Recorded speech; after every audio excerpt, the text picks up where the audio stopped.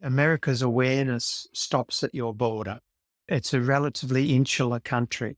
You see the world, well, you're Canadian, but Americans see the world in their own image and don't really understand the rest of the world very well at all.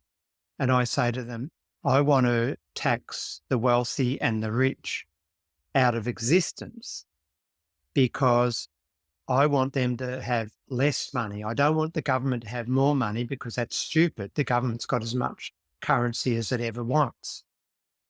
I want the non-government sector, the wealthy interests, the power interests in the non-government sector to have less ability to spend, less money. And the reason I want that is not to give the government more money, but to, because that's stupid, but to reduce the capacity of the wealthy and the rich corporate interests to be able to politically lobby and to be able to manipulate funds through these, big donors and what do they call them in America, the PACs or something? Super PACs. Super PACs, yeah. I want them to have less capacity to have super PACs and less capacity to manipulate the media and less, through advertising and campaign funding. That's why I want to tax the rich. The whole idea that we need the rich's money to pay for these programs frames the situation in such a way where it obfuscates who really creates value. I mean, it frames it like, the rich people are creating all the value and we need their money to fund our things. When in reality, who creates the value? It's the people doing the work, right? And we've kind of lost sight of that. You're listening to One Dime Radio. Become a patron at patreon.com/onedime to support the show and get access to extra content. We think that ideology is something blurring, confusing our straight view. Ideology should be glasses which distort our view. And the critique of ideology should be the opposite. Like you take off the glasses so that you can finally see the way things really are. When you talk about a revolution, most people think violence without realizing that the real content of any kind of revolutionary thrust lies in the principles and the goals that you're striving for, not in the way you reach them. Philosophers call someone a relativist, by which they mean it's a person that holds that any view is as good as any other view. My simple response to that is this: no one holds that view. No one believes that every view is as good as every other view.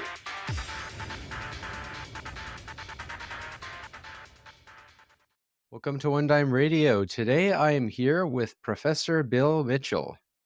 Bill Mitchell is one of the founders of modern monetary theory, otherwise known as MMT. He founded it with Warren Mosler. Bill Mitchell teaches at the University of Newcastle in Australia. And Bill Mitchell is a guest who I've been wanting to have on for a long time because you are somebody who also identifies as a Marxist and is a proponent of modern monetary theory. And this division between modern monetary theory and Marxism is something that I notice is an important division to discuss within people who espouse MMT. Because, of course, at least as far as I'm aware, Warren Mosler does not really consider himself Marxist. And most MMTers I've met tend to usually be social democrats of sorts. You adopt Marxism in your framework, which I think is very illuminating. And I heard you talk about it a lot with Steve Grumbine on Real Progressives. The obstacle I found in trying to popularize MMT, so some of the videos I've done on my main video essay channel have been sort of intros to MMT that have aimed to get people interested in the subject and explore the literature on it. A lot of the reaction against it has come from Marxists, actually. A lot of Marxists see it as some sort of alternative rival to it, something that might threaten the power of Marxism, if you will. But I think your perspective will be very illuminating. And the first question I would ask, which can be a bridge into the more specific questions, is being a person who adopts modern monetary theory and Marxism into your framework, what does it mean to be a person who espouses modern monetary theory and a Marxist? Yeah, well, it's a good question. Thanks for inviting me and having me on your program. It's quite clear over the history of the literature on Marxism that there's now factions within that category, if you like to call it a category. I mean, it to start with. What I'm saying is here, it obviously depends upon what you mean by Marxism and what you mean by a Marxist framework. And, what we know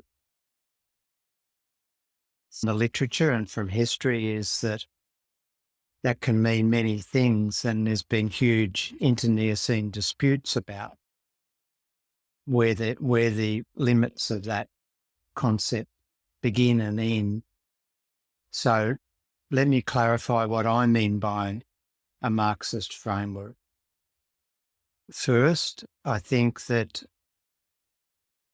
Marx was really the only writer in economics and politics and philosophy that he was the first really to capture the essence of what we mean by the capitalist mode of production. And we still live in a capitalist epoch.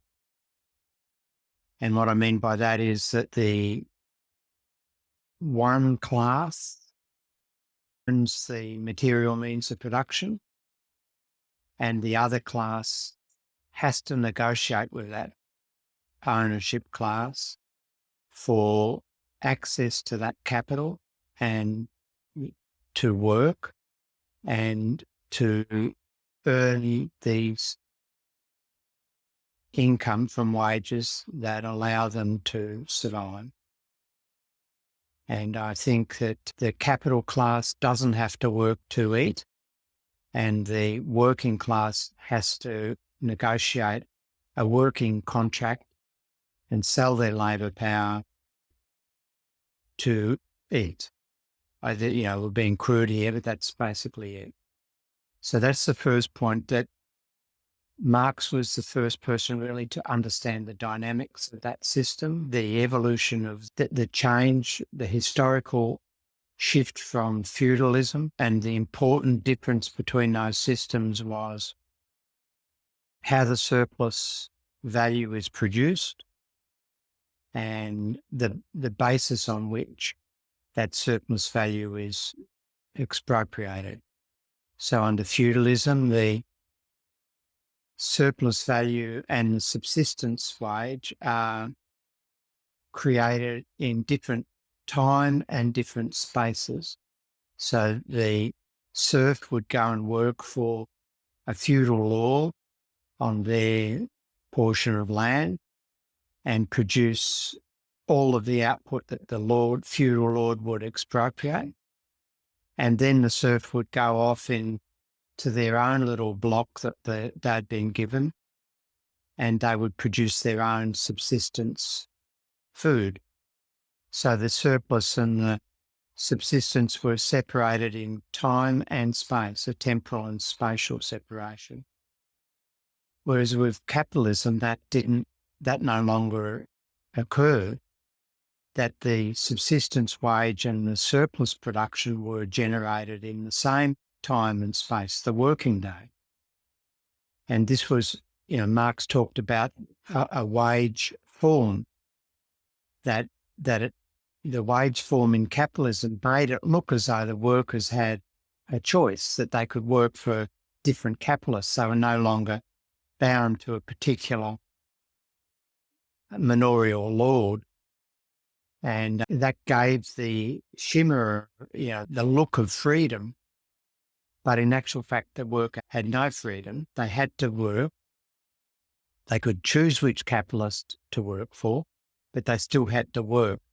And the surplus value was relatively hidden. Under feudalism, the surplus value was transparent. It was the production that was generated during the time and in the space on the Lord's lands, whereas in capitalism that became hidden. What portion of the day is subsistence value and what portion of the day is surplus value.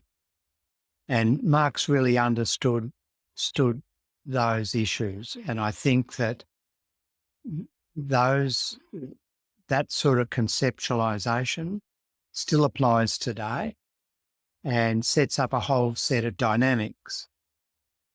So, one of the problems of the early shift to capitalist production was that it was still really in what we called the cottage industry technology.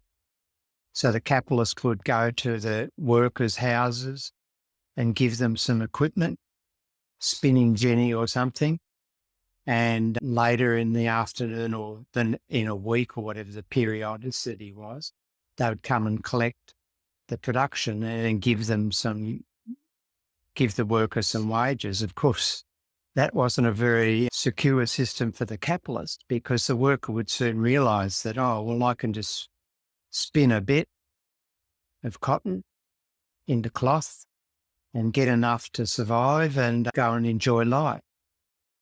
And so, in other words, that they were generating the surplus value that the capitalist desired. And so the way in which the capitalist class dealt with that system was to create the factory system and to move all of the workers into so-called under the one roof. And in doing that, they could then discipline the working day much more closely. And that set up a control function in capitalism, a supervisory function. So you had a class of workers that then were taken out of the productive class into the supervisory control class.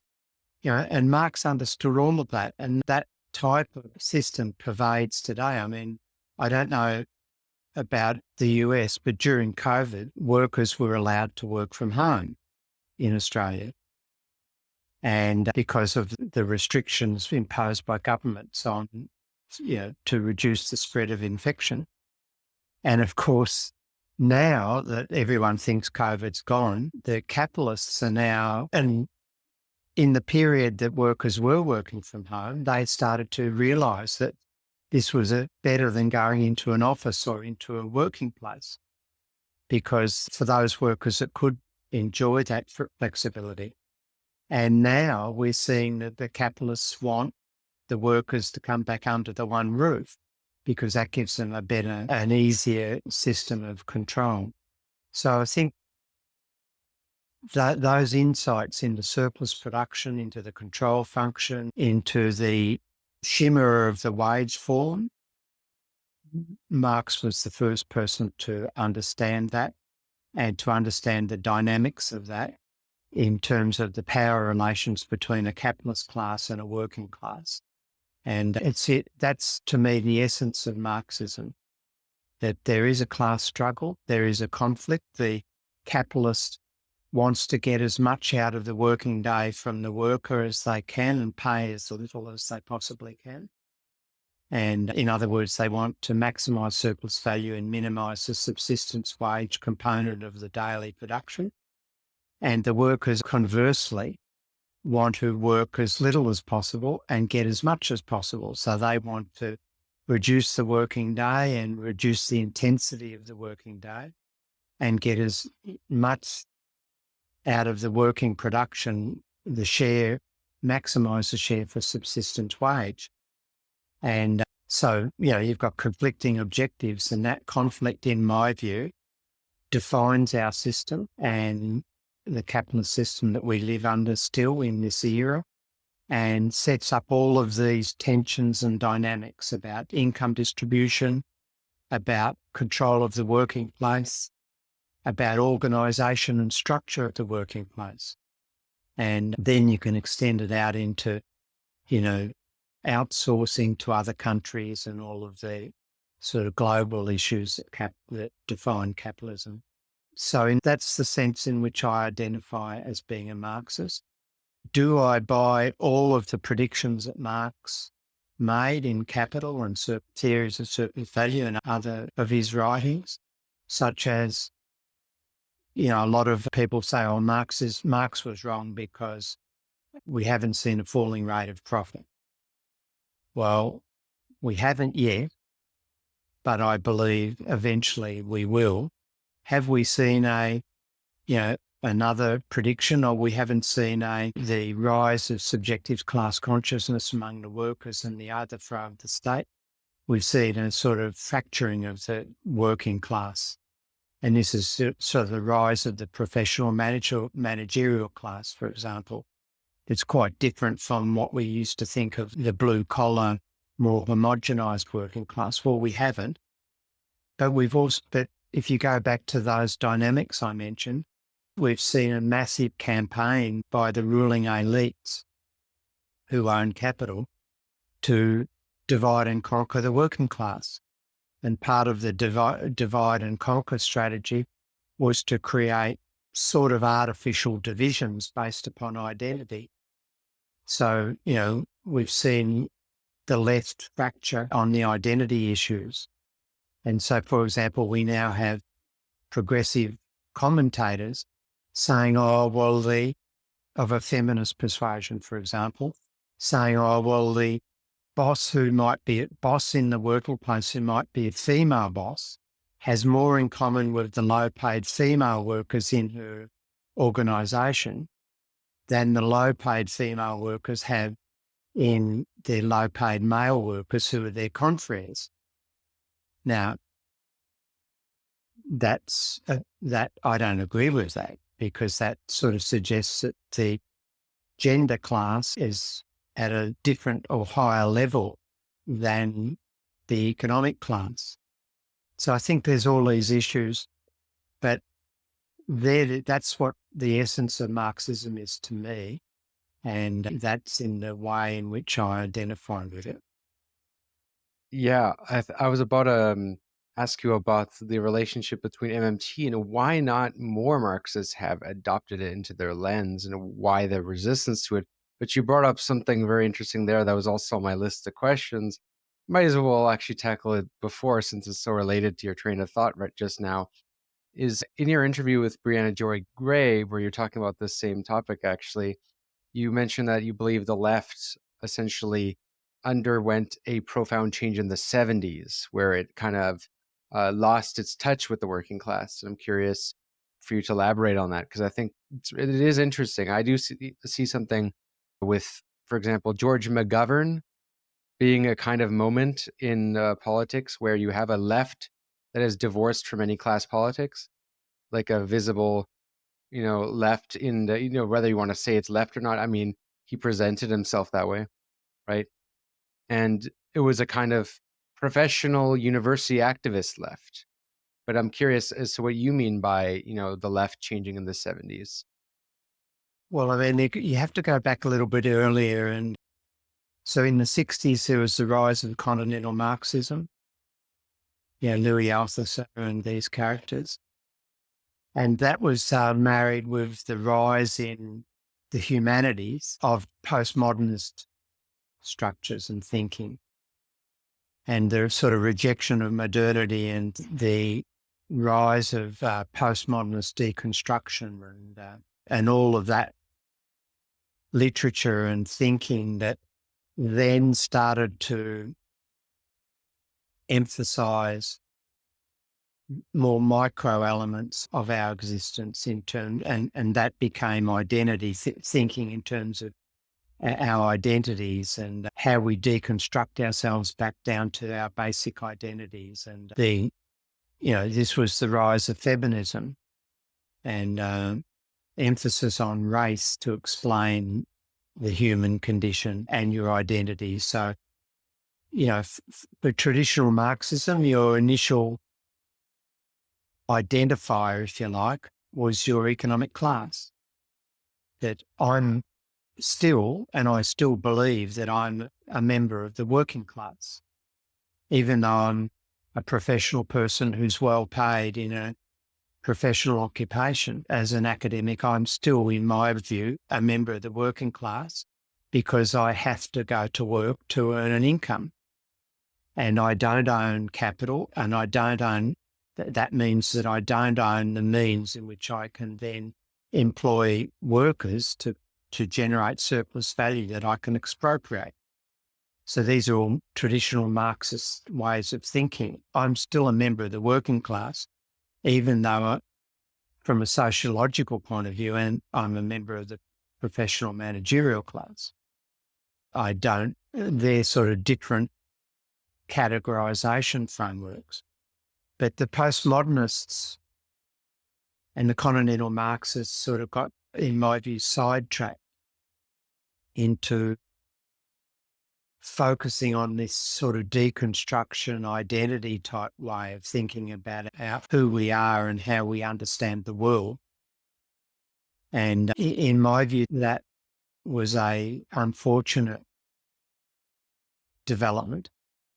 And, there's now evidence that the continental Marxists, for example, were promoted throughout the world and particularly in America for this particular discussion in the sort of late 60s and early 70s. And there's now evidence, who paid for setting up these workshops and who promoted them. And we now know who did it.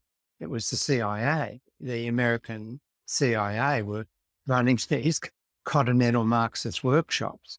And the reason they did it... Pockets of cultural freedom, that's what you're referring to, right? Yeah.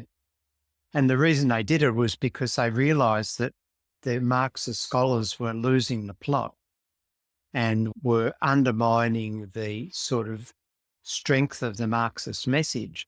And so that, it was a very good strategy of the CIA to employ to undermine what they saw as their threat. But then, of course, we had allied to all of that was the developments in the Economics Academy and the rise of monetarism in the early 70s. And really the broad attack on what had been the Keynesian consensus, the role of the state in the economy was to mediate business cycle fluctuations to ensure that there was high levels of employment. And you don't have to be a conspiracy theorist to understand that in the early 70s, capital was contriving a strategy to undermine the distributional impacts of the social democratic era after the Second World War. So what we understand and know is that after the war, the Second World War, the governments around the world took on a role to nation build and to reduce inequality and to provide widespread public services in education, transport, health, utilities and those things, and also to set about a solid redistributive agenda to reduce inequality. And, there was such a strong groundswell among the citizenry around the world for that agenda that for a time the state was quite powerful. And even though the interests of capital didn't like that policy agenda, they really couldn't do much about it because there was so much groundswell in voting support for social democratic policies. Now, by the end of the 60s, trade unions had become quite powerful around the world, and capital was really pissed off about that because they realised that forced them to share the income distribution in a more equal way. And so by the end of the 60s, capital was trying to work out ways in which they could regain distributional power. And in the US, for example, in 1971, we saw the release of the Powell Manifesto. And the Powell Manifesto was written by Lewis Powell under contract to the US Chamber of Commerce, I believe. And this outlined a broad strategy, including the development of think tanks, which would hold themselves out as independent research centres and research bodies, but were really funded by the big industrialists and the big interests of financial capital to become highly sophisticated propaganda and marketing arms. And so they started to pump out all this stuff, anti-state stuff. And the Power Manifesto also recommended the development of a pro-capital media. And so you started to see the development of, what we now see as Fox News in America, and these really extreme right propaganda type media organisations that parade as news organisations, which are really just propaganda arms. And also, Power also said that capital should start infiltrating the education systems and to manipulate curriculum. And that's it now, and bestow endowments on universities under conditions of influencing curriculum. So there was a huge fight back going on in the early 70s. And in the economic sphere, that was reinforced by monetarism and all of that stuff. And what we saw around that time, the early 70s, was also the crisis of the OPEC oil crisis, where oil-dependent nations suddenly had a doubling of oil prices, which caused an inflationary outbreak. And so put all that together and you have a dialogue emerging where the right are pumping out all this stuff saying, look, we've got a fiscal crisis in the state. The governments can no longer fund all of these welfare programs and fund full employment. We've got to allow the market to do that, to restore its role in resource allocation. And at the same time, we had an opening of the global economy with global finance. And the Bretton Woods system collapsed in August 71 when President Nixon abandoned the gold standard effectively. And exchange rates started to were floating mostly, except for Europe. And so, the right were pumping out all this stuff. Well, look, these fiscal deficits are unsustainable. The financial markets will kill currencies because they don't no longer trust governments with all of this public debt. And we have to change our paradigm and start reducing deficits and all of that. Now, the left, there was a book in 1973 by James O'Connor, The Fiscal Crisis of the State, which was just eating up all of this right-wing propaganda. And the left started to believe it. And in the book I wrote with Thomas Fartsy in 2017, Reclaiming the State, we traced this demise of the left into believing all of this right-wing rubbish about the state will run out of money, that the financial markets, global financial markets, will kill currencies. And the upshot of all of that, so the right knew all along that the governments couldn't run out of the currency that they introduced, but they sold that to the public as a very powerful fear campaign. And as a consequence, that gave the right much more political sway, and they set about reconfiguring the state. So the state hadn't gone away. It wasn't powerless. The right knew that. The left bought the fact that the state was now powerless against the powers of global finance. And the right knew damn well that was just fiction, but used it in a very strategic way to reconfigure the state so that the state would introduce legislation and regulative structures that reinforce the agenda of the elites.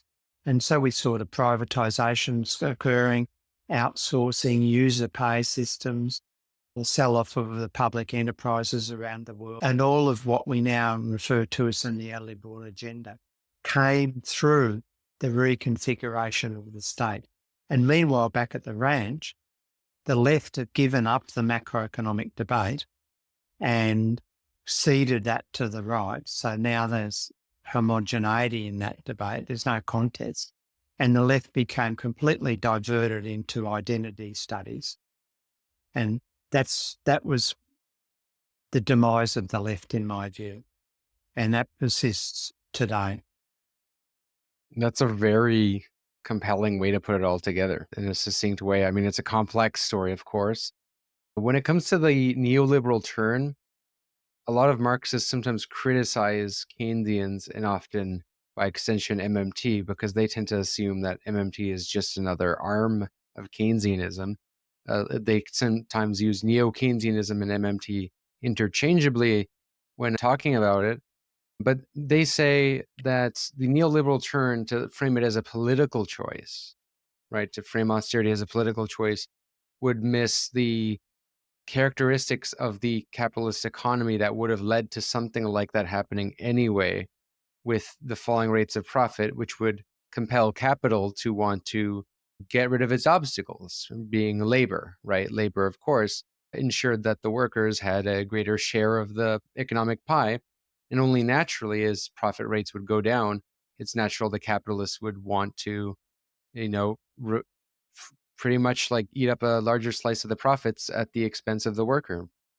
So they would say that, this is something that was going to happen in capitalism anyway. I'm curious how you would respond to that as someone who, adopts Marxism in your Marxist analysis of class conflict in your framework. Yeah, look, MMT is not Keynesian thinking at all, or new Keynesian, so we'll come back to that later. But, I mean, I tried to summarize a whole range of complex things in a short period that took 500 pages in our book, Reclaiming the State. But or 500 odd, I've forgotten the exact number. But you're absolutely correct that by the end of the 60s, the capitalists were well and truly fed up with social democracy. And as I said, they created a very sophisticated framework and strategy and institutional structure through the think tanks and through infiltrating the education system, through taking control over key media institutions. They created a very powerful propaganda machine. And as I said, the CIA promoted continental Marxism because they knew that it was a total diversion away from the concept of class struggle and capital-labor conflict into all this deconstruction and identity, and postmodernists wandering around deconstructing reality. I mean, that was perfect for the interests of capital because it completely diverted attention that historically had been focused on industrial relations and capital-labor conflict issues in the workplace. So, perfect diversion. And so I think that the challenge to capitalism of social democracy and the governments around the world that were reducing income inequality and providing much more public space and reducing the reliance of the working class on having to work in onerous conditions. So all of the occupational and health and safety legislation that came in during that era. There were equal pay movements that were sponsored by governments to reduce gender inequalities and therefore reduce the ability to divide and conquer on gender. All of these developments were the anathema of the interests of capital. And so they were very strategic. The divide and you can't underestimate the power of their divide and conquer sort of strategy. That was reinforced with a nomenclature. So when the OPEC oil crisis occurred began in October 1973, but the government's response to that was to to the inflation was to create unemployment, to cut back spending. Well, we had a whole propaganda machine that, look at the unemployed. They're lazy. They don't deserve income support, which was traditionally provided under social democratic rules. And, we started to see divisions occurring there. Oh, look, those lazy unemployed, those welfare cheats, and in Australia we called them dole bludgers. I'm not sure what they were called in the US, but I've forgotten actually. But this divide and conquer language emerged so that, we saw in Australia school kids that, shouting at unemployed workers during the day, you lazy bastards, go to work. And so it was definitely strategic. It was definitely well organised, and it remains so today. So neoliberalism was an inevitable outcome of that shift back in power and recapture of power by the capitalists. And that's the nature of capitalism. They want to defend their hedge funds. That's reality. It's not all beer and Skittles. It's a system a power system that has a strong incentive to maintain the ability to accumulate capital. That's where I find your analysis very illuminating, because the criticism people sometimes give to MMT is that it lacks that class analysis, and that Keynesians sometimes also don't pay attention to that conflict. And from what I've gathered from what you've advocated in reclaiming the state, that you sort of advocate for a democratic socialism. Now, some Marxists will want to be hella orthodox and say, well, you need a vanguard party and revolution. But what I would say to those types for now is just, regardless of how you get there, there's going to be an intermediary transition between capitalism and socialism that will involve a mixed economy, right? And the pitch I give to them is, if you want a program that is best for the majority of people, best for the working class, how are you going to do that by telling them you're going to raise taxes? Right. And this is an obstacle I've found that's huge and annoying, because I've tried to, even talk to officials in the New Democratic Party in Canada, because I'm based in Canada, which is our NDP is our sort of Labour Party, if you will. Yeah. And oh my God, they think in the dinosaur age, they all think that you need taxes to fund everything. And, they all say, oh, we're going to fund it by taxing the rich, but the numbers don't quite add up with that. And then workers end up suspecting them, thinking, well, you're going to raise taxes on me, aren't you? You're going to raise taxes on me. And, maybe explain that, because I'm not going to ask you to explain all of MMT, because we've already done episodes on this show doing all of that. You don't need to do all that. But I mean, what is the MMT position on taxes and taxation? Because I think that is one of the most important things. Well, look, the first thing to think about is that to really understand what MMT is, and I'm not going to go in, as you say, to all the principles of it, but the broad understanding. So a lot of people on the right say, oh, we'd hate to have MMT. And a lot of people on the left say, oh, we'd love to have MMT dominating policy. And of course, both are incorrect. Both concepts suggest that MMT is some sort of regime that you switch to or switch away from depending on your preferences. And, even a lot of the people who now would, in the activist community, that think of themselves as MMT proponents, get this wrong.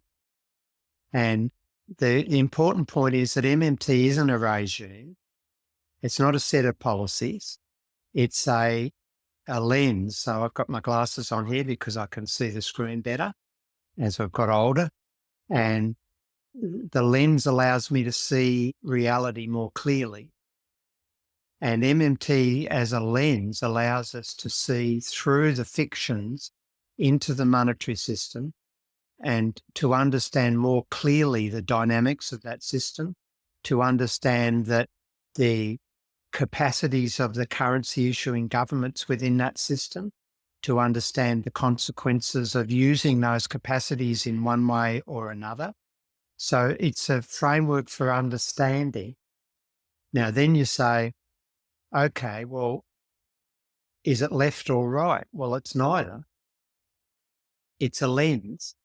It's relatively agnostic about left and right. Now, a confusion out there is because a number of MMT proponents are notionally on the left, although I dispute that sometimes, but certainly I'm on the left. As one of the founders, I'm on the left. What does that mean? Well, I have a left value system. Now, importantly then, well, when I say MMT as a lens is neither left nor right, how does it how do you have any policies that are informed by MMT? Well, to have an MMT-informed policy set, you have to impose an ideology or a set of values on your understanding. So there's a clear difference, in my view, between the system of understanding and how you translate that system of understanding into policy space, into action. And that requires us to impose a set of values, an ideology. Now, then you can talk left and right, because my set of values are on what I identify as being on the left, which means that I believe in public space, in equality, in reducing inequality, in the role of government in our lives to act as our agent, to provide things that we can't provide for ourselves, provide them on a societal basis, like public education, public transport, public health, publicly run utilities, all of this stuff, environmental care, so Department of Environment, and all of those things.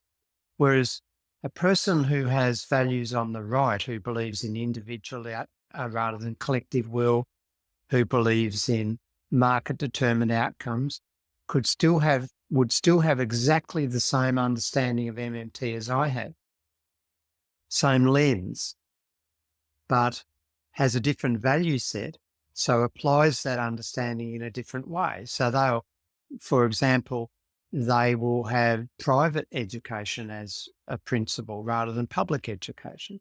And then they'll understand the consequences of it, that the poor, low-income families may not be able to access that private education adequately, or that they'll be screwed if we have a predominantly private health care system.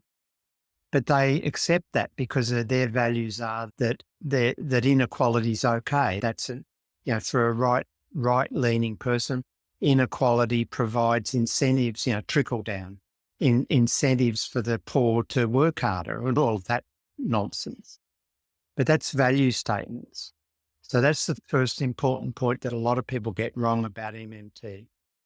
Now, think about taxes. The other night I gave a talk in Newcastle, Australia, which was hosting the largest climate activist event in Australian history. And Newcastle's the largest coal export port in the world. So it's where I work in Newcastle. It's the largest coal export port in the world. There's massive amounts of coal shipments coming out from the upper Hunter Valley area in New South Wales, Australia. And this activist campaign has what they call the People's Blockade.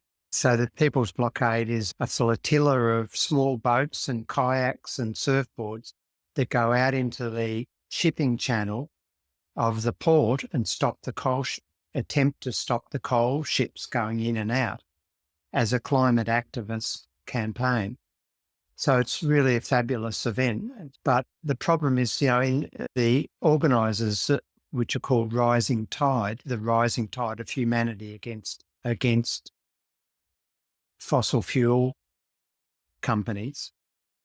The Rising Tide, one of their key strategies and key policies is that the federal government in Australia should tax the coal firms 70% along the lines of the Norwegian tax on fossil fuel producers. And the way they frame that is to say, if we tax all of those fossil fuel companies 70%, the government will have the money to then introduce just transition schemes away from dependence on fossil fuels. Now, my talk was that they are mad. That policy is actually undermining their strategy, because ask yourself a simple question. If the government doesn't introduce a 70% tax on fossil fuel corporations on their profits, a la Norway, does that mean then, logically, that the government can't afford to provide just transition and climate mitigation strategies? Well, logically, according to rising tide and all of these progressive activists, yes, that's what it means. If they can't tax, they can't spend. And so I think in that, by adopting that mainstream neoliberal framing that the federal government is financially constrained and therefore has to seek revenue from the non-government sector, and what better source of that revenue than to tax these evil fossil fuel companies? Well, then once you're framing it like that, you're dead. That you can't achieve what's required, because to reduce our dependency on fossil fuels, we're going to need much more spending than we can possibly get by taxing 70% of the coal companies. It's just the quantum's not there. But moreover, we obviously, what an MMT understanding teaches us is that we don't need that tax revenue at all, that the governments don't spend tax revenue because the government issues its own currency. And the taxes logically come from the government spending that currency to produce income in the economy that allows us then to pay the taxes. So then the question is, the progressives then turn on me and say, so you don't want to tax the rich, obviously. And I say to them, no, I want to tax the wealthy and the rich out of existence, because I want them to have less money. I don't want the government to have more money, because that's stupid. The government's got as much currency as it ever wants. I want the non-government sector, the wealthy interests, the power interests in the non-government sector, to have less ability to spend, less money. And the reason I want that is not to give the government more money, but because that's stupid, but to reduce the capacity of the wealthy and the rich corporate interests to be able to politically lobby and to be able to manipulate funds through these, big donors, and what do they call them in America? The PACs or something? Super PACs. Super PACs, yeah. I want them to have less capacity to have super PACs, and less capacity to manipulate the media, and less, through advertising and campaign funding. That's why I want to tax the rich.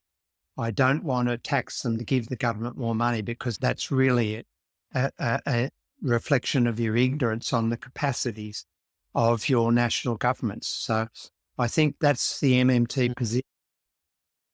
Now, I should qualify that. That's not the MMT position. The MMT position is the government does not need taxes in order to spend. The left position, reflecting my values, is we want to tax the rich and the wealthy out of existence to stop them being able to manipulate and use political power to manipulate the system to get more for themselves and less for workers. To your point, is the whole idea that we need the rich's money to pay for these programs frames the situation in such a way where it obfuscates who really creates value. I mean, it frames it like, the rich people are creating all the value and we need their money to fund our things. When in reality, it's who creates the value, it's the people doing the work, right? And we've kind of lost sight of that, and how that Marxist insight is very much, it very much coincides with a project that is aware of how of how modern money works. Another thing too is when it comes to inequality, I mean, a lot of governments historically have dealt with inequality not just through taxation of the rich, but through land reform or redistribution of resources, or setting a cap on how much property one is allowed to own. There's all kind of ways. It's not just the nominal level, right? There's multiple layers. But I think the reason why people are so tied on the left to taxation as a means to one, deal with inequality, but also to mainly fund things. That's why they think in this way, I think, because of the Nordic model is often what the left wants to model itself off of, Norway, Denmark, Sweden. And I'm curious, this is a question I've been wanting to ask an MMT economist for a while, is to what I'm curious if MMT has spread into the Nordic countries at all, because I do wonder why they have such high tax rates if they don't need to, because from what I'm aware of, despite being in the European Union, all of the Nordic countries have their own currencies. So I wonder why their tax rates are super high, not just on the rich, but even on like working people, why their tax rates are so high if they don't need to be to fund their social programs. Well, first of all, just step back one step on the last little story. It amazes me that the left have this sort of tax the rich mentality, because they're really if you know the book Atlas Shrugged by Ayn Rand, the ultimate neoliberal, libertarian, right-wing screed. Well, that's all about how the working class are subservient to the industrial and upper class. The upper class create all the value through their dynamics and their insights and their foresight to invest their capital in that book, the whole concept is, the industrial class are very generous in allowing this lazy, indolent sort of workers who do nothing but drink and eat and have sex to share in the bounty that the industrial class creates. And, the tax the rich narrative is just that. It's just a really crazy perversion of left thinking, in my view. Now, to your next question, and it really helps us understand what the role of taxation is in MMT. So when I say to audiences, look, the government doesn't need taxes in order to spend, they obviously then say, well, why the hell do they tax this thing? You're crazy, they're taxing us. And I say, well, then you have to understand what taxes do. Now, and this is relating to the Nordic companies. Not all the Nordic countries have their own currencies. Finland doesn't, for example. Finland uses the euro.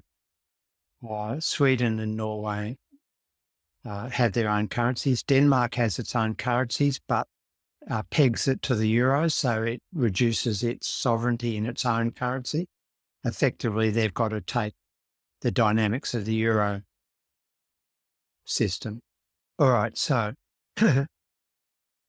take a scenario where all the productive resources are being used in the economy. So they're being bought by various users. And the currency issuing government wants to introduce a major decarbonisation of the economy, which will require it to mobilise, because the market won't do it, private market, the government has to mobilise a whole stack of resources in the public sphere to promote transition away from fossil fuel use. Now, what are the implications of that? Well, the government has no financial constraint, so it can go into the private market and buy up those resources if it wants to. Now, to shift into a green economy, if you like. Now, what are the implications of that? Well, if all the resources are currently being used, the only way the government can succeed in doing that is to outbid the current users. It can buy them, no problem. It can never run out of its currency, but it has to go into a bidding process in the market system and outbid the current users. Now, what are the implications of that? Obviously, that would be inflationary, because they would have to, there'd be a bidding warfare for those resources, which would put up the prices of those resources and the costs of production, et cetera, et cetera. So how can it do that without creating an inflationary situation? Well, come in tax, because what taxes do is deprive the non-government sector of purchasing power. And the government doesn't need the tax revenue to spend, but what it needs is for the non-government sector to be able to spend less. Why? Because that then means that you would have shift to a situation where all the resources were being used to a situation where some resources weren't being used, because the taxation reduces the capacity of the non-government sector to spend, which frees up resources, creates idle resources. If you want to be simple, creates unemployment. Now, that unemployment would persist, that idle set of resources would exist unless the government increased its spending. And so what the taxes do is create the fiscal space in which the government can spend and bring resources into productive use without creating a bidding warfare that is inflationary pressures. So the taxation is essential to reduce the capacity of the non-government sector to use productive resources. Simple as that.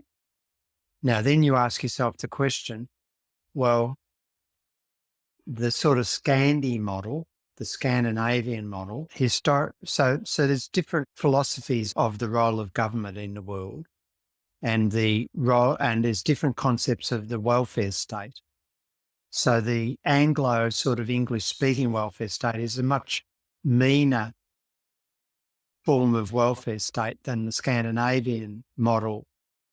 Scandinavian model is much more inclusive, generous, and what it implies is larger government, a larger government role in the economy. So Scandinavian governments spend more as a proportion of total spending than, say, the US government and the Australian government. The Australian government spends more as a proportion than the US government, for example, because the US government has a meaner concept, a much narrower concept of the role of government in provision of welfare spending and public education and all those things. Whereas in the Scandinavian countries, much more inclined to accept a larger role for the state in public education, public health, public transport, public infrastructure provision, utility provision, power and gas and water and those sort of things. So then you say to yourself, well, if the government's going to have a larger footprint of the economy, they have to, in other words, given there's finite resources at any point in time, they have to deprive the non-government sector of a larger footprint than if the government had a smaller footprint. In other words, they have to have higher levels of tax, not to fund the higher spending, but to reduce the non-government sector claims on the resources so they don't have inflation. That's the explanation that an MMT economist would give. It would also be to generate value for the currency, no? Because that's the way I've understood MMT's theory of the purpose of taxation is also to generate value for that currency, so people demand it. And I assume that not many people use the Scandinavian currencies of Scandinavian countries, and they probably import a lot of things.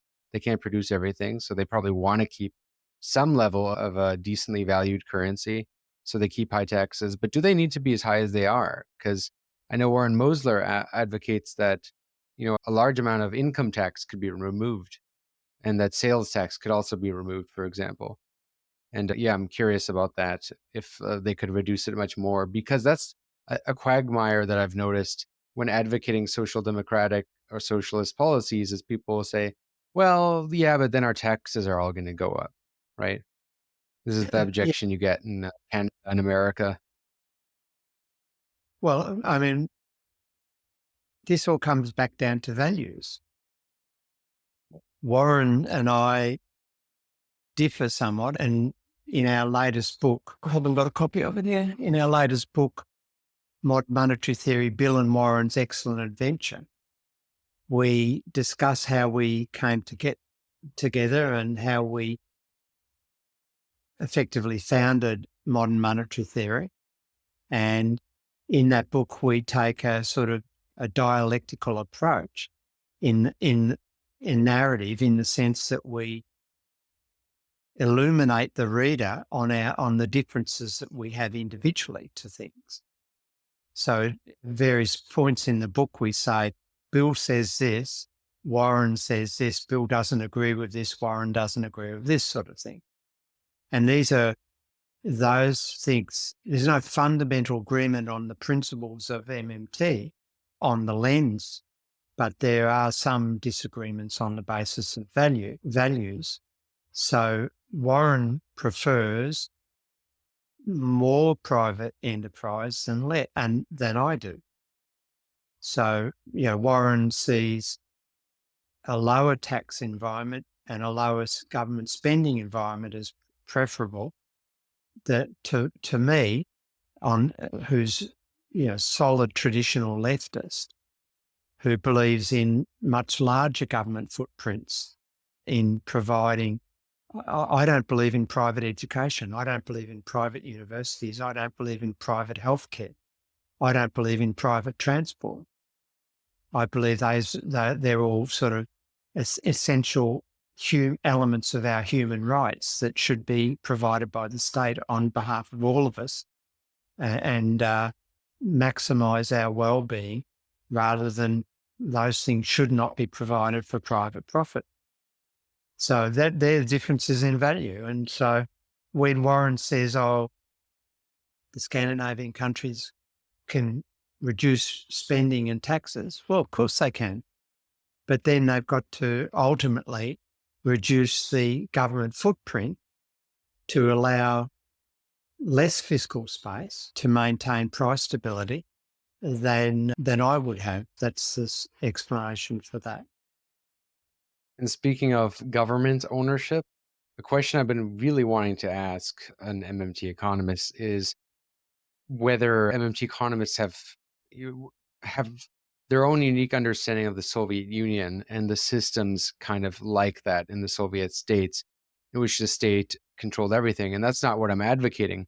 What I find very interesting about these countries is that they funded all sort of different social programs, very expansive ones. I mean, even housing and everything. And there was never this question of where the money is going to come from. Where you're going to come from. We're going to tax the population. So I found it actually a very good case to kind of prove MMT correct. Even though they weren't, aware of MMT, that didn't exist and back then, but they weren't asking those questions as to where you're going to get the money from. I mean, it just seemed like, we're going to go to space. We're just going to go build the rockets. We're going to go hire the employees who need to go do that. But I wonder, maybe were they able to do that because they could control inflation, because they could control prices? And sometimes I hear Warren Mosler say, how do you combat inflation? He says the state can set prices. And I know MMT economists like yourself also say that. I wonder to what extent this entails that preventing inflation requires a more planned economy, if not not necessarily a total planned economy, but a more planned economy. Well, look, that's a really complex set of issues. It embraces history and other things. I mean, the Soviet-type planning model effectively failed to deliver well-being to its people. And the problem was, theoretically, the planning model was fine, but the information shortfalls that would occur proved to be difficult. So how do you match consumer preferences with factory production on an immediate sort of basis, so that you don't have gluts of widget A that people don't want to eat or consume, and shortages of widget B that everybody wants? And, the planning system in that era did have discrepancies in matching production with consumer wants, for example. Now, that's not to say that the capitalist system does it well either, because we've got the role of advertising that manipulates what we want, and we end up with a lot of junk being produced that we're manipulated into buying that doesn't help well-being at all. But the point is that 1940s planning systems could be totally possible now because of the technological developments of computer networks, for example. So computer networks, online shopping sends instantaneous information and messages to capitalists as to what consumer preferences are. So we could have a more planned economy with sophisticated modern computer systems immediately telling the factories what people wanted to buy and what they didn't want to buy, which would then immediately inform production processes on what should be produced on a daily basis. So the old problems of the Soviet system could be now overcome, in my view. Now, does that mean we want to go to a totally planned economy? No, I don't think so, because I also think there's value in sort of small scale shops and things, craft production and musicians and things like this. It's sort of small enterprises. That's the first point I make. The second point is that how do you control inflation in the system? Well, what MMT tells us is that ultimately there's two broad ways of controlling inflation. You can either do it through unemployment or you can do it through an employment structure. Now, what do I mean by that? Well, the way in which the neoliberal system controls inflation, attempts to control inflation, is effectively to create unemployment. And what unemployment does is creates fear of income loss and job loss among workers who might be bargaining for higher salaries and higher incomes. And it also creates a problem for firms who are selling into product markets because they start to are unable to sell their produce. And so the bargaining dynamics change so that the firms with markup power have less incentive to use that, and the employees with industrial power have less incentive to strike and go on demand higher wages. Just excuse me. We've been talking a lot. And Oh, good. I can cut that out. I edit all that. If there's anything you want me to cut, I can do it. There's no problem. So unemployment is a way of disciplining the distributional struggle that leads to higher margin push and inflation. So the MMT position is that you're much better. That unemployment's terribly damaging to families and individuals. A better way of dealing with inflationary pressures emerging from distributional struggle is to have an employment policy where the government says it'll employ everybody at a fixed wage, a social inclusive minimum wage, and I've called that the job guarantee in MMT. And why that creates an inflation anchor is because it's the government setting the price of one important commodity, the price that it's willing to pay for any worker who doesn't have a job, and that will eventually work its way through the cost structure. Now, how does that work? Well, if there's excessive demand in the economy, excessive spending, and the government has to tighten fiscal policy, for example, normally in our current system, that would create unemployment, and that'll eventually stifle the inflationary pressures in the ways I mentioned.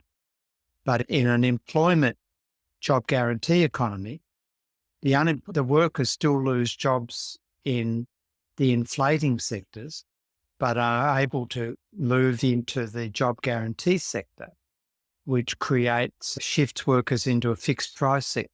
Now, eventually that will stop the inflationary pressures. So even though you're still forcing people to lose work and move into a minimum wage sector, that's preferable than shifting them into unemployment, forcing them into unemployment. Now, then you say to yourself, well, is that a desirable system? Well, Well, it's a reflection of the realities of the capitalist system, where distributional conflict will create inflation.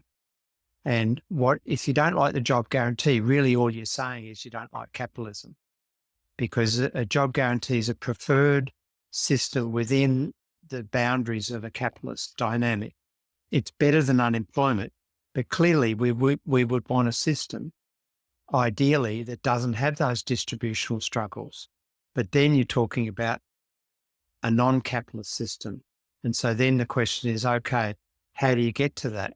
Now, a lot of people have criticised me for advocating a job guarantee, for example, because they say, oh, you're just wanting to put a Band-Aid on capitalism and you're reducing the shock of unemployment and therefore you're reducing the dynamic of subjective class consciousness and therefore you're reducing the revolutionary capacity of the working class and postponing the revolution. Well, what I say to them is this. One of my favourite bands is called Brooklyn Funk Essentials.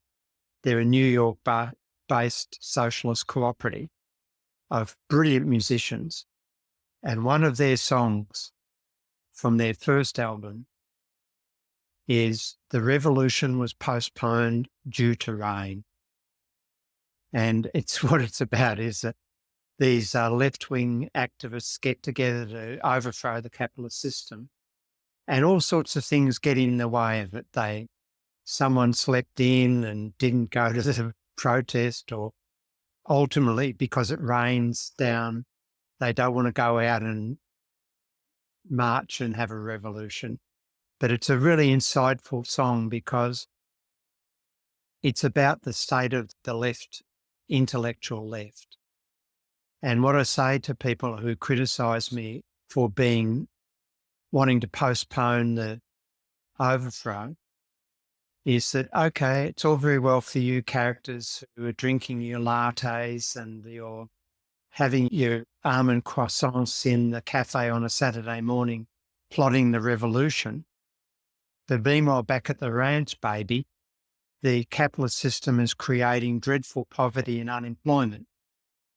And if I can, and we're so far away from a revolutionary dynamic, that if I can create some well-being for the downtrodden and the working class by giving them a dignified job with a socially inclusive income through a job guarantee, while you plot the revolution, I'm going to be much happier doing that.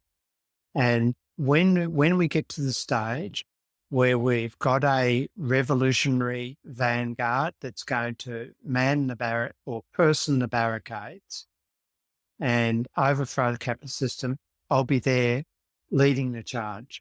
But until that stage, I'm quite happy to have Band-Aids that dignify humanity and help downtrodden workers enjoy a bit of their life within capitalism. That's my position.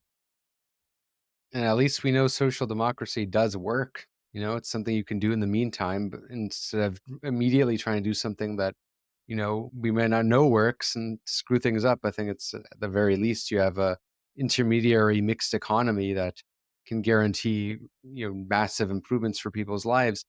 And I just want to clarify, so would MMTers favor price controls on certain things as ways to prevent inflation? Look, I'm not a supporter of price controls. I think that they pervert the system, that the capitalists get around them and black markets emerge. I think that it's much better to have a sophisticated government planning bureau. During the 1960s, for example, you know, most advanced countries had very sophisticated, what they call manpower planning systems. So they were typically run through departments of employment or departments of labour. In the US, they were run through the Labour Department. And these systems were very sophisticated given the state of technology and information in those days. But what they sought to do was to work out where the government would be planning spending on public infrastructure or something, trying to estimate where the private market was heading, and then forecasting what would be the labour requirements so there wouldn't be any widespread shortages of skill. And they were doing that, and then informing training and apprenticeship systems to feed into the labour planning systems. Now, what they were trying to do was obviously reduce the prospect of the private market getting into a situation where there'd be dramatic shortages of skilled labour, which would lead to inflationary pressures coming from bidding up existing skilled labour that was in shortage. So, I favour those sort of planning systems. And now with modern computing systems and AI and all the rest of it, we've got much better capacity to generate intelligence about where the economy's going. And also, I think that with the climate emergency, we're going to have much more planning anyway run through the state as we try to shift away from carbon-based economies. I prefer that sort of planning infrastructure than price controls. The very last question I wanted to ask is something less pertaining to MMT and more pertaining to your very particular geographic context, that is Australia. Because something I've been learning about recently, reading the historian Lewis Hartz in his book, The Founding of New Societies, is the part on Australia. I realized I did not know very much about Australian political history, and I don't think very many people do either. And you're from Australia, and I'd be curious to elucidate because I was reading about the Australian labor movement and how powerful it was due to its unique founding as a penal colony and having a very different class composition than that of the United States and even Canada, and having very different politics. And he has this quote Lewis Hartz, where he says, America was very much, in every sense of the word, a classic capitalist dictatorship of the bourgeoisie. They had much more political power. In Australia, they had a dictatorship of labor over capital. At least that's what he says. He didn't say it's socialism, but he said dictatorship of labor over capital, strong labor movements. And I'm curious to just learn from you as to what, your perspective on the current state of Australian politics, and why, or if, because from what I get is that that labor movement kind of died in Australia, and why that happened, and if there's a prospect of that coming back, because it seemed Australia was unique compared to the other settler colonial countries in having a very strong labor movement. Look, Australia, a lot of people think, Australia must be a bit like America, and because America has such a pervasive export of its culture, its capitalist culture, its mass consumption culture, its sort of individuality culture, all of that sort of raw stuff. But the reality is that despite the sort of American imperialism, cultural imperialism, we are quite a very different country to America, very different culture. I mean, we share the same language, sort of. Even though our accents are quite different, but and our spelling and grammar is a little bit different. But we both come from Britain, ultimately.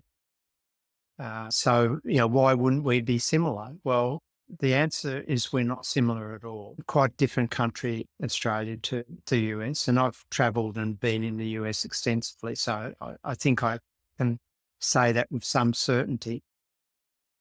American society is an incredibly insular society. So I remember during the breakdown of the socialist state of Yugoslavia, and all of the troubles in Bosnia and Herzegovina, in Australia there was daily news coverage of the tragedies that were going on in, the genocide that was going on in that part of the world. And I flew to San Francisco at the height of that. And on the front page of the major San Francisco newspaper, there was a story about an animal that had been stuck up a tree in Oakland, and the fire rescue service had to be called out. And I said, God, because the whole news story in Australia was Bosnia and all of that stuff on front page of our news coverage. And that I searched for it in the newspaper in San Francisco, and it was a tiny little 1-inch column in the American newspaper, a major city newspaper.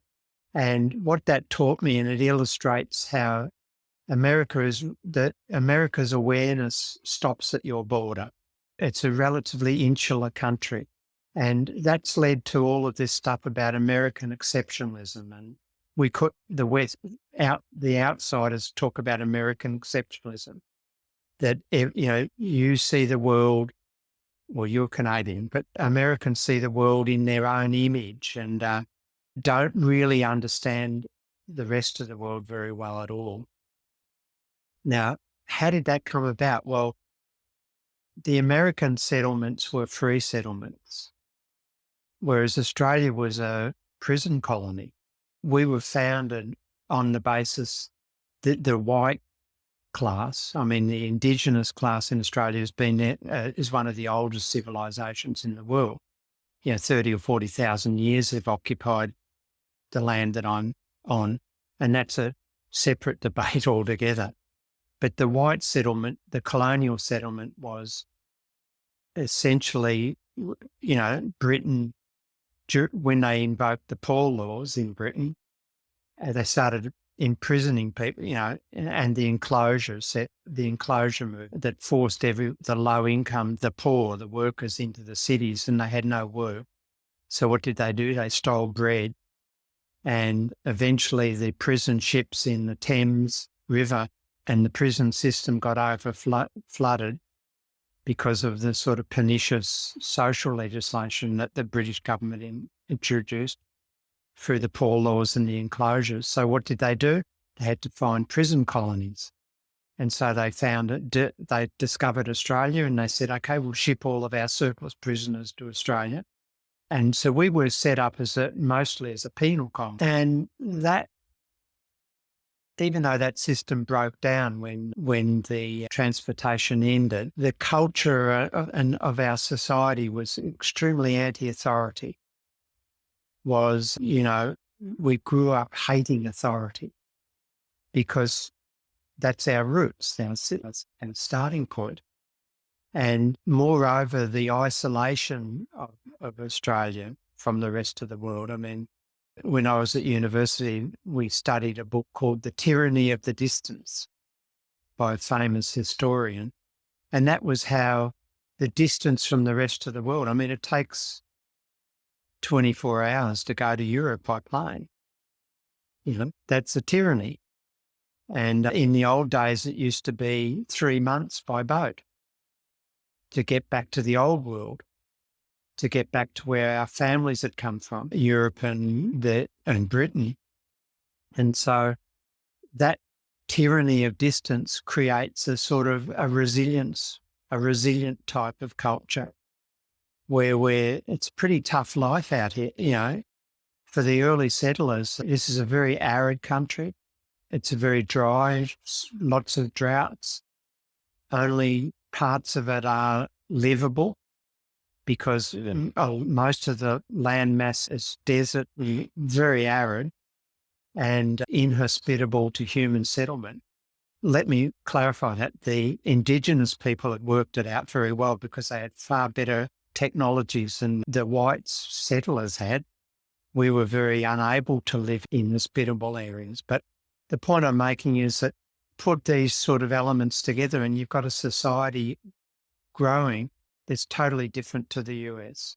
And that anti-authoritarian, resilient type culture led to the trade union movement being really important and led to a sort of deep suspicion of capital and a deep suspicion of capitalists and a much more what we call an egalitarian culture.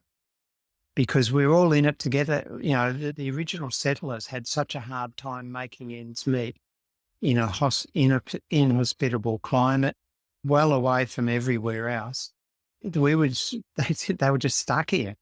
And so that led to a sort of solidarity, an egalitarian solidarity. It's called mateship. And, you look out for your mates. And, then the colonial involvement of our troops in the First and Second World War. I mean, more Australians died in the First World War per capita than any other country, And we were doing the service of the colonial masters, the British, and in the Second World War, we went against the Japanese, for example, and the bosses, the generals were the British, and the workers that died, the soldiers that died were the Aussies and the New Zealanders. And so these colonial vestiges led to an incredible solidarity and egalitarianism and mateship, and that was prime values to spawn a very powerful trade union movement and a really vehement working class solidarity. And so then you get the post-war period and the rise of the mass consumption, the creation of a middle class in an income sense, mass consumption, home ownership, full employment era during that social democratic era, and the rise of the service economy and in the early 70s and women in the workforce due to equal opportunity and the sort of social changes that occurred with married women coming into the workforce.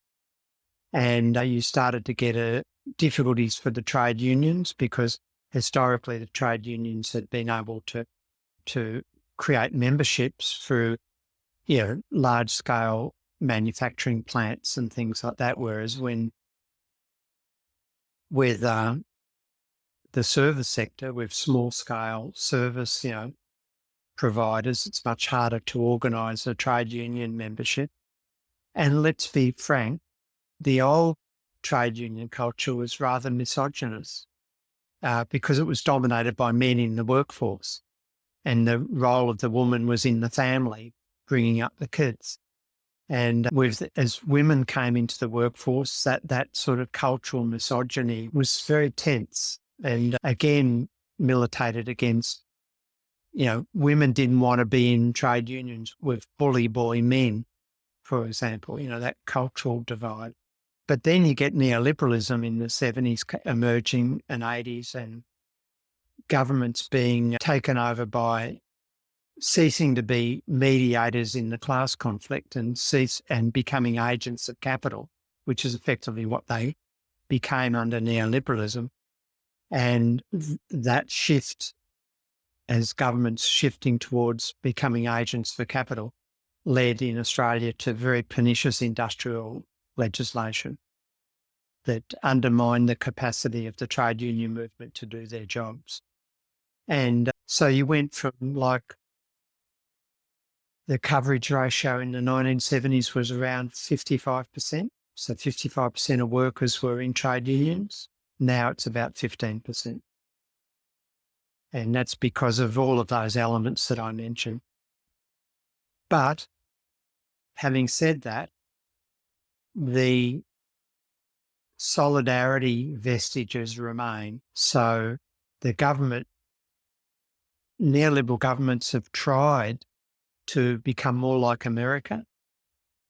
And a classic example is public health and private health. So in the US, you have very little public health. You don't have a broad public health system, whereas we do. And we have a state Medicare system, which everybody, no matter who you are, can get first-class healthcare. No matter who you are, what income, whatever. You don't have to take out private insurance to get first-class health care. Whereas in America, if you're low income, good luck. That's my understanding. If you get sick. So that's, and the neoliberal governments in Australia have tried to undermine the public health system and get rid of the public Medicare system, but they know they can't because the solidarity culture is still very strong here. And a government that tried to eliminate public health provision wouldn't, a political party that tried to do that would never succeed. Whereas in America, it's the opposite. Trying to get less private healthcare and more public healthcare is like it's very politically fraught, as I understand it. So that's our brief Australian history for you. We're quite unlike America. Their public sector is much bigger here, and has much. Even though there has been privatisation and outsourcing, we still demand the public sector do things that aren't getting done by a public sector in the US because of the different cultures and the different levels of understanding of solidarity and the role of governments. In my view, it's a much nicer country, Australia, to live in than it would be in America, especially if you're middle class or lower middle class. The middle class in America is being hollowed out quite quickly, whereas in Australia, there's still a middle class, and the middle class still largely cares for the work, the element of the work that's non-middle class, to use a Marxist type framework. We still have some collective understanding, whereas in America, I think it's individualism gung-ho. That's very interesting. In Canada, I would also say we have more of a socialistic culture than America, but it's quite more of a paternalistic socialism compared to Australia, from the way I understand it. Because in Canada, we have two sort of socialist traditions, one coming from the CCF that turned into the NDP. That was kind of an agrarian socialist movement, but also we have the Red Toryist tradition, where the old Conservative Party had a certain kind of socialism, but a very paternalistic one, right? Compared to the more like labor union militant socialist tradition. But I don't want to eat any more of your time. I know you have to go soon. This has been a very wonderful explanation that you gave, and I thank you for your time. I think my listeners will get a lot of value out of this. Is there any particular works that you would recommend most for listeners to check out of yours? Well, for this particular audience, I'd recommend Reclaiming the State. And I'd recommend the current book, Modern Monetary Theory, Bill and Warren's excellent adventure, because there you really, for those that are interested in the demise of the left and the way in which the left becomes sort of neoliberalised and reduced as a political force, Reclaiming the State's the book. If you're interested in the way the neoliberalism has taken over Europe and the sort of old continental left, then a book I wrote in 2015 called Eurozone Dystopia is that. And if you're an MMT sort of interest and you're interested in the way in which MMT came about, but also the divisions between a sort of left value system from an MMT perspective and a less left one. Our current book, Modern Monetary Theory, Bill and Warren's excellent adventure, is the one to read, I think, because that really teases out these value differences a bit and also gives you, I think, chapter and verse from the founders of MMT what it is, whereas if you go out into the blogosphere or Twitter or whatever it's called these days, I just left Twitter. I finally abandoned Twitter because I can't stand Musk and all of that stuff. But if there's a lot of misinformation MMT out there in social media, whatever. And I think that book that we've just published, Bill and Warren's excellent adventure, really clarifies what it is and what it isn't, and disabuses people of all of these weird MMT blogs that appear that get it wrong, in my view, and undermine the power of the thought process. So thanks very much, and take care. My only hope is that when enough people become pessimist, then out of despair somebody maybe does something. But you know why I also like to be a pessimist? Because it's the only way to have a nice life. If you're an optimist, then always bad things happen and you are always disappointed. When you are a pessimist, Then you look around, okay, there are bad, but from time to time something nice happens, and you are, as a pessimist, you are a little bit glad all the time, no? You are listening to One Dime Radio. Become a patron at patreon.com/onedime to support the show and get access to extra content.